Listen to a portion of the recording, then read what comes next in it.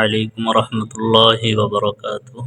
সম্মানিত ভিউয়ার্স, এই হাদিসটা লক্ষ্য করুন। এই হাদিস হলো দরুদ শরীফের ফজিলত।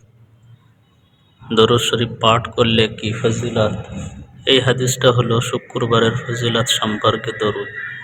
হযরত আবু হুরায়রা রাদিয়াল্লাহু আনহু থেকে বর্ণিত, হুজুর সাল্লাল্লাহু আলাইহি ওয়াসাল্লাম ইরশাদ করেন, যে ব্যক্তি জুমার দিনে আসরের নামাজ পড়ার পর নিজ স্থান ত্যাগ করার পূর্বে এই দরুদ শরীফটি আল্লাহুম্মা সাল্লি আলা মুহাম্মাদিন নবিয়্যিল উম্মিয়্যি ওয়া আলা আলিহি ওয়া সাল্লিম তাসলিমা ৮০ বার পড়বে, আল্লাহ তাআলা তার জীবনের ৮০ বছরের গুনাহ সমূহকে মাফ করে দেবেন এবং ৮০ বছর যাবত ইবাদত করা পরিমাণ সওয়াব তার আমল নামায় লিপিবদ্ধ করে দেবেন।